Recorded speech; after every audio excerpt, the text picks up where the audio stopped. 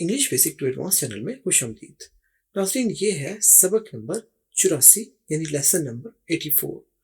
इस लेसन में हम पढ़ने जा रहे हैं इंटेरोगेटिव पास्ट परफेक्ट टेंस यानी माजी ज़माने के मुकम्मल काम वाले सवालिया जुमले। ये कैसे होते हैं, कैसे बनते हैं, आपको बहुत आसानी के साथ हम समझा देंगे। यह है कोर्स नंबर 1 जिसमें हम इंग्लिश सीख रहे हैं बिल्कुल बुनियाद से ABC से जुमलों तक। तो चलिए शुरू करते हैं आज का सबक। देखिए, ये है परफेक्ट टेंस। कौन सा? Past perfect tense. Present perfect tense और उसका इंटरोगेटिव हम पिछले सबक में पढ़ चुके, जो सबक नंबर 83 था। अब हम पढ़ने जा रहे हैं पास्ट का परफेक्ट टेंस और इसका इंटरोगेटिव। तो चलिए पहले देखते हैं कि सादा पास्ट परफेक्ट टेंस क्या होता है। ये देखिए, ये है इसका फॉर्मूला। सबसे पहले सब्जेक्ट आएगा, सब्जेक्ट के बाद हैड आएगा। पिछले टेंस में जो प्रेजेंट का था, प्रेजेंट परफेक्ट टेंस था, उसमें हमने हैज या हैव यूज किया, लेकिन यहां पर सिर्फ हैड ही यूज होगा, HAD हैड। और उसके बाद वर्ब की तीसरी फॉर्म, और वर्ब कहते हैं काम करने वाले लफ्ज की इंग्लिश को, जैसे जाना, खाना, पीना, सोना, ये सब वर्ब्स हैं।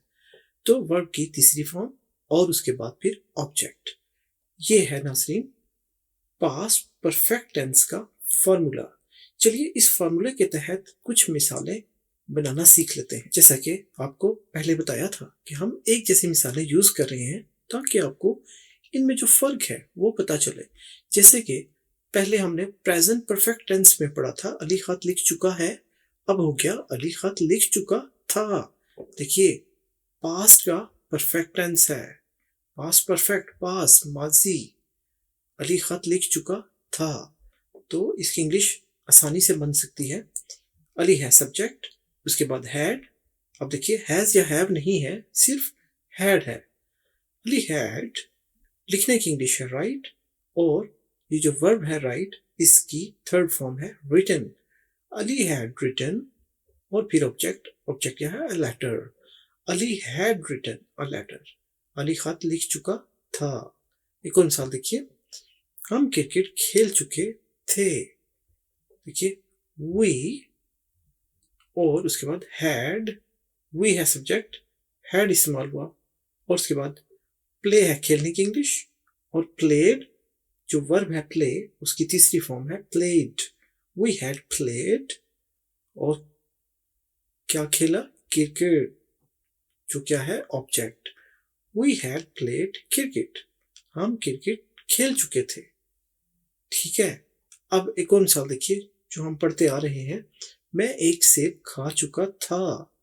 देखिए, आई हैड, आई सब्जेक्ट है, उसके बाद हैड लगेगा, और उसके बाद ईट है खाने की इंग्लिश, जो वर्ब भी है ईट, तो इसकी तीसरी फॉर्म हो गई eaten. Eat, ate, eaten, eat ate, eaten. Ate है दूसरी फॉर्म और तीसरी फॉर्म है eaten. I had eaten an apple, an apple क्या है? ऑब्जेक्ट। तो ये तो हो गए नाजरीन सादा जुमले जिसमें सवाल नहीं है, हम पूछ नहीं रहे। अगर जब हम ऐसे बात करेंगे तो इसका मतलब है कि सुनने वाला इसका जवाब नहीं देगा, क्योंकि हम उसको ये इंफॉर्मेशन दे रहे हैं कि हम क्रिकेट खेल चुके थे, अली खत लिख चुका था, मैं एक सेब खा चुका था। अब अगला बंदा रिस्पॉन्ड नहीं करेगा, आपको जवाब नहीं देगा, तो उससे जवाब लेने के लिए हम इसको सवालिया तर्ज में बोलेंगे या पूछेंगे। तो पास्ट परफेक्ट का इंटेरोगेटिव कैसे बनेगा, चलिए सीखते हैं। देखिए, पास्ट इंटेरोगेटिव परफेक्ट टेंस।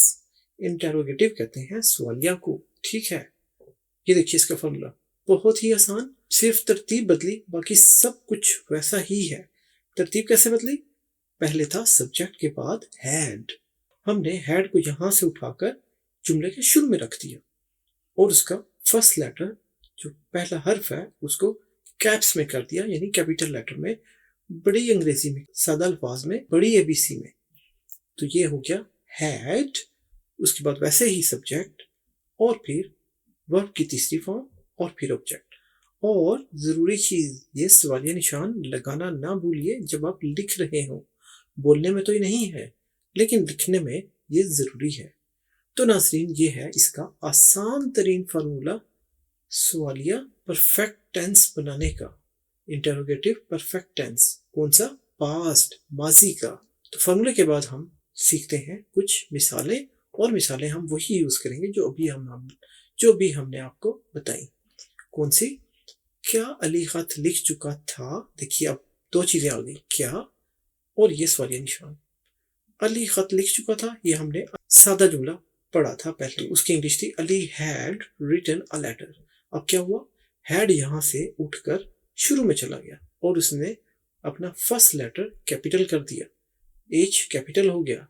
तो हैड अली, देखिए हैड यहां फॉर्मूला से देख सकते हैं हम, हैड सब्जेक्ट है अली, वर्ब की तीसरी फॉर्म राइट है लिखने की इंग्लिश, और उसकी तीसरी फॉर्म है रिटन। राइट वर्ब है और इस वर्ब की तीसरी फॉर्म रिटन, और उसके बाद ऑब्जेक्ट जो है a letter. Had Ali written a letter, और उसके बाद सवाल का निशान लिखने में। अब जब आप किसी से ये बात करेंगे had Ali written a letter, तो वो आपको रिस्पॉन्स देगा, वो मजबूर हो जाएगा कि आपको जवाब दे कि हाँ मुझे पता है, लिख चुका है, या मुझे पता नहीं। वो बोलेगा, जो सुनने वाला बंदा है, अगर आप ये किसी अंग्रेज से बात कर रहे हैं तो वो इसका जवाब देगा, बताएगा आपको कि आई डोंट नो, मुझे नहीं पता। या उसको पता है कि वो लिख चुका था तो वो कहेगा यस ही हैड, कि था, कर चुका था, ये काम हो चुका था। तो ये बहुत जरूरी है रोजमर्रा की इंग्लिश के लिए भी कि आपको सवालिया बनाने आते हो, कैसे पूछना है किसी से कोई बात, और किस जमाने की बात आपको किस तरह से पूछनी है, बहुत जरूरी है। अगली मिसाल देखते हैं, क्या हम क्रिकेट खेल चुके थे? देखिए पहले था हम क्रिकेट खेल चुके थे, लेकिन अब हो गया क्या, और सवालिया निशान भी। क्या हम क्रिकेट खेल चुके थे? तो पहले था वी हैड, हैड यहां पर था। अब क्या हुआ? हैड यहां से उठकर शुरू में चला गया। देखिए एच साथ कैपिटल हो गया, हैड वी, और इसका डबल यू छोटा हो गया, छोटी एबीसी का बना दिया, यानी small letters. Had we, had आ गया फॉर्मूले से, वी आ गया सब्जेक्ट, और खेलने की इंग्लिश है प्ले, और जो खेलने की इंग्लिश है उसे वर्ब कहते हैं, और वर्ब की तीसरी फॉर्म हो गई प्लेड। हैड वी प्लेड, क्या हम खेल चुके थे? क्या चीज? क्रिकेट। देखिए क्रिकेट, क्रिकेट है ऑब्जेक्ट, और उसके बाद सवाल का निशान। अब सुनने वाला बंदा आपको जवाब देगा कि हाँ खेल चुके थे, नहीं नहीं खेल चुके थे, या पता नहीं, या जो भी वो जवाब दे। तो ये हो गई दूसरी मिसाल। अब देखिए तीसरी मिसाल, क्या मैं एक सेब खा चुका था? पहले हमने क्या जुमला बनाया था? सादा जुमला, मैं एक सेब खा चुका था। तो उसमें था आई हैड, यहाँ पे था हैड, और एच उसका छोटा था।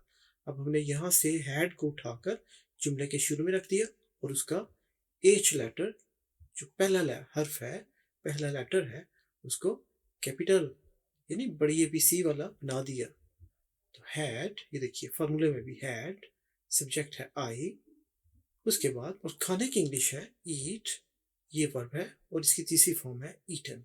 हैड आई ईटन, और फिर object an apple, an apple object है, एक सेब ऑब्जेक्ट है। तो had I eaten an apple, क्या मैं एक सेब खा चुका था? अब जब आप किसी से ये वाला जुमला बोलेंगे तो वो इसका जवाब जरूर देगा, हैड आई ईटन एप्पल।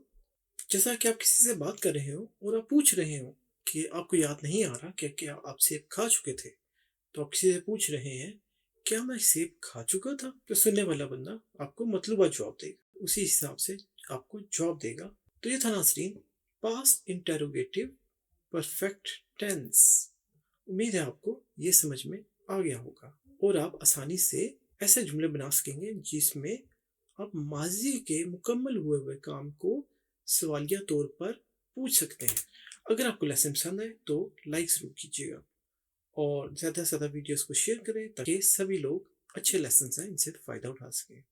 हमारी हौसला अफजाई के लिए चैनल को सब्सक्राइब भी कर लीजिए और इससे फ़ायदा ये भी होगा कि नया लेसन अपलोड होने पर आपको नोटिफिकेशन भी मिल जाएगा। तो मिलेंगे हम आपसे अगले लेसन में जिसमें हम पढ़ेंगे फ्यूचर का इंटेरोगेटिव परफेक्ट टेंस। तो मिलेंगे आपसे लेसन नंबर 85 में, सबक नंबर 85 में। तो मिलेंगे हम आपसे अगले लेसन में, तब तक अपना बहुत ख्याल रखिएगा। अल्लाह हाफिज़।